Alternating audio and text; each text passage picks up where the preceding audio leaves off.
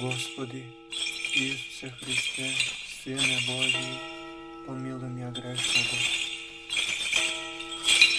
В імето на Отецу і Сину і Святого Дух, ваше блаженство, ваші високопреосвещенства, ваше преосвещенство, почитуван градоначалник,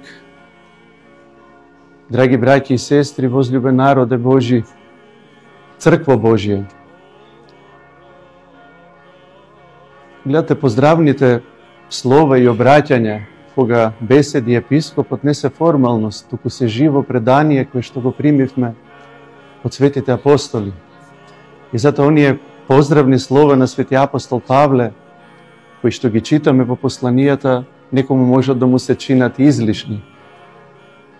Но тоа е олицетворение и пример и сведоштво на живиот личносен однос кој што ние го градиме во црквата.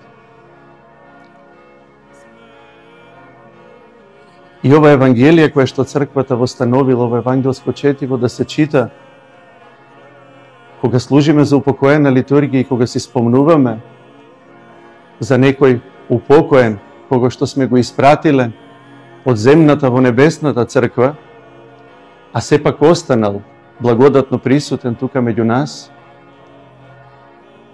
Не е туку така, заради тоа што црквата своето постоење, своето собирање го темели на еден од најсилните евхаристиски моменти во Евангелијата. Тоа се токму овие зборови Христови, дека тоа е лебот на животот, кој што слегува од небото и секој што од него јаде нема да умре.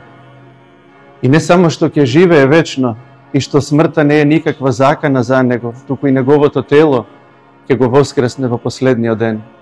Тоа е причината зашто црквата Божја, надевајќи се на овие зборови, се собирала секогаш на едно место околу својот епископ, очекувајќи го слегувањето на лебот на животот, кој што не слегува било кога и било каде, туку слегува секогаш на она место каде што црквата се собира и им се дава на верните.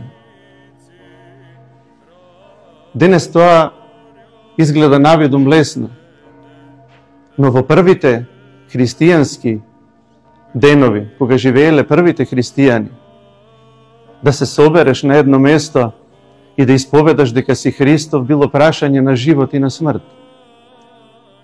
Но менталитетот на првите христијани бил таков да смртта ја сметале за ништо.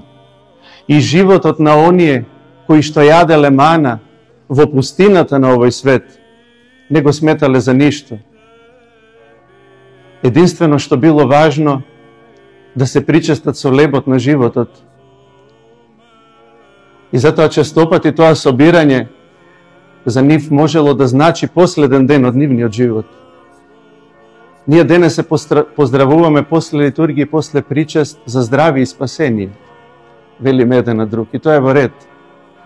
Но првите христијани, знаете што велеле, браќи и сестри? Велеле за попатнина кон живот вечен. Заради тоа што не знаеле дали тоа ќе биде нивниот последен ден. Но воопшто и не било важно заради тоа што тие веќе станале учесници во 8-миот невечерен ден.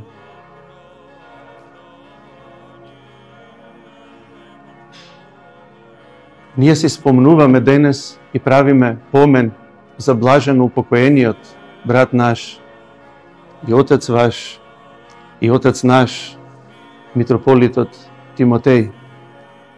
Дали ние се собравме, браќи и сестри, да си спомнеме и дали на оној кој што си заминал во вечноста му е важно нашето спомнување?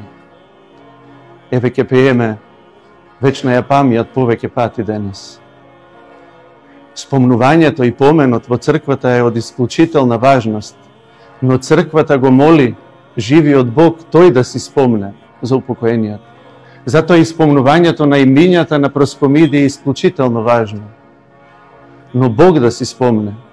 Нашето сеќавање, нашето спомнување нема никакво значење. Па уште ако се додаде зборот вечност, вечна ја памјат, вечен спомен, Ne samo što je drsko, tuko je bezumno čovjek da izgovori takvi zborovi bez Bog. No koga Bog si spomnuva za nekoga, to mu dava postojenje, mu dava večne egzistencije. Koga Bog zaborava nešto i nekoga, tuga što ne postoji. Zato avo molitvite će stopati zboruvame Bog da ne si spomne za grevovite naši i bezakonijata naši. I Bog koga prostuva, Bog zaborava, za razlika od nas lugeta, koji što možemo da prostime, no na vistina nije teško da zaboravime koga smo bile povredeni, osven na nekoj sveti i oboženi isključoci. No Bog koga prostuva, dragi braći i sestri, Bog zaborava. Zato poslije iskreno pokajanje i ispoved našite grevovi ne postojat.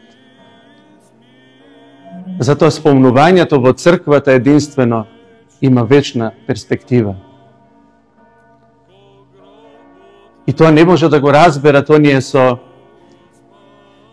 eretički mentalitet koji što vela deka dušata do opštото воскресение спие заради тоа што не ја разбираа тајната на црквата. Дека душата без телото е привид и дека не може да екзистира, да живее само заради тоа што не станали учесници во тајната на телото Христово. Ние се инкорпорираме во богочовечкиот организам на црквата, во безсмртното тело Христово, кого што единственото тело кое што не успеа смртта да го разори.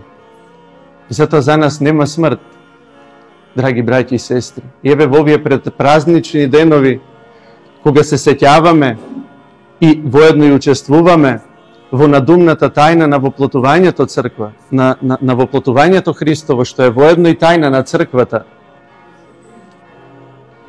не може човековиот ум да не се расколеба и како што вели свети Јован Дамаскин, да добие вртоглавица, кој ќе се обидам со својот ограничен ум да ја опфатам тајната на воплотувањето Христово. Затоа за нас е побезбедно, драги браќи и сестри, да станеме учесници во тајната на црквата.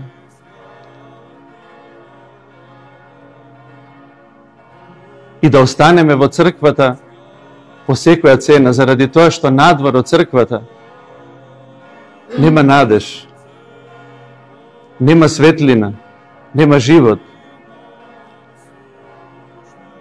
Затоа за нас спомнувањето за нашите упокоени е празник, е учество во радоста, заради тоа што не се симнале од коработ на црквата, кој што единствено го знае патот како да исплови од затворениот круг на трулежот и на смртта, бидејќи кормиларот му е Христос, единствениот кој што ја победи смртта.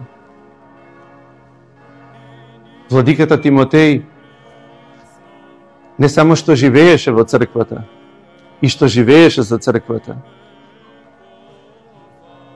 туку ја градеше црквата, живееше и умираше за црквата, можеме слободно да кажеме. Затоа за нас христијаните и погребите се празник. И одењето на гробовите е празник заради тоа што тоа собирање околу гробовите е проникнато со тајната на воскресението Христово. Првите литургии биле служени на гробовите на мъчениците.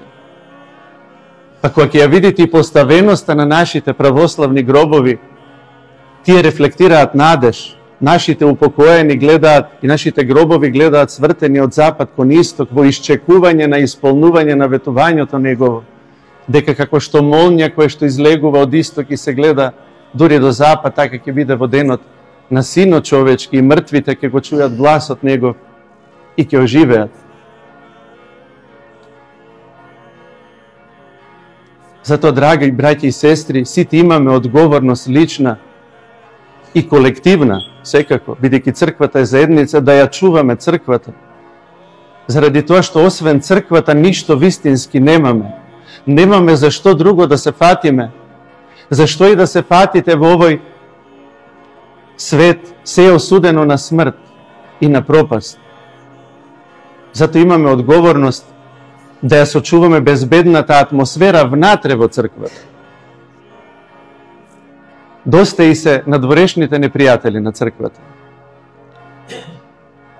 Современите христијани живеат во една епоха, верувам ќе се согласиме сите, која што не е воопшто различна и помалку опасна од атмосферата во која што живееле првите христијани. Овој свет по својата определба останува антихристијански. Зборува за мир, пее за мир, гледаме разноразни тела меѓународни за мир. Никогаш не сме живееле во покрвав и повознемирен свет. Зошто е тоа така? Заради тоа што овој свет го уби мирот. И во оној миг кога ангелите му објавија мир меѓу луѓето, објавија мир меѓу луѓето и добра волја, заради тоа што благоволението, добрата волја на Отецот, тој ја испрати, му ја понуди на овој свет во единородниот син свој. И гледате, уште не беше ни роден, уште не зачекори, не стапна на оваа земја, центрите на моќ, моќниците на овој свет во ликот на Ирод го бара за да го убијат. И овој свет по својата определба останува антихристијански. Ова не е некое мое лично убедување. Видете, погледнете околу нас, погледнете што се случува во светот. Нема место за Христос. Нема место за христијанските вредности. Затоа велам, мораме да ја сочуваме заедницата. Мораме да ја сочуваме црквата, заради тоа што тоа е услов да постоиме како црква и да се собираме. Заради тоа што лебот небесен слегува таму каде што се двајца или тројца собрани во мое име, таму сум јас помеѓу нив. А како ќе се соберат ако немаат љубов помеѓу себе? Оти пошто ќе не познае светот дека сме негови ученици ако немаме љубов помеѓу себе? Затоа реков во духот на Орна, доста му е злото на денот денешен, доста и се на црквата непријателите однадвор, кои што гледаат на разноразни начини да и напакостат, и таа ќе обстане до крајот на вековите. Да ја чуваме црквата, да го чуваме единството, да ја чуваме љубовта помеѓу себе со доверба еден кон друг, со доверба во устројството на црквата, во структурата на црквата, која што ја поставил Господ, а не човек. Начело со соборот на архиереите, со оној што го возглавува, првиот меѓу еднаквите, а потоа честното свештенство, презвитерство, монасите со своите молитви, ненаметливи, умрени за светот и за гревот, кои што треба да бидат пример и светлина за овој свет, но живејќи тивко и ненаметливо, бидејќи не име својствено никакво наметнување. И така народот Божи ќе добие мотив и стимул, ќе види што е црква во вистинската смисла на зборот и ќе ја чува. А за крај, немаме што друго да кажеме, освен тоа Бог да си спомне за блажено упокоениот слуга свој, митрополитот Тимотеј, да си спомне за неговата боголюбива личност, а да не си спомни и да ги заборави неговите престапи, волни и неволни, што ги направил и што ги сторил како човек. Тоа е љубовта на црквата, тоа е мислата на црквата. Заради тоа што се што имаме на што да се потпреме, кога ќе преминеме од овој свет, не се нашите дела. Тие се ништо во очите на оној кој што и на ангелите им наоѓа мана, а камо ли нам. Но она на што можеме да се потпреме е љубовта на собранието, љубовта на црквата. Нивните молитви, нивните солзи. А за да црквата има љубов кон нас, мора да живееме така за да не љубат луѓето. Бог, кој што е изворот на љубовта, да не научи сите на христијанска љубов и да се роди во нашите срца, онака како што се роди и осветли и ја стопли Витлеемската пештера, така што во нашите срца, во нашите души, во нашите животи da ne ostane ništa drugo osim ljubavta na tripostасni od Bog naš, Otec od Sinot i Sveti od Duh. Господи Ісусе Христе, Сине Божий, помилуй меня грешного.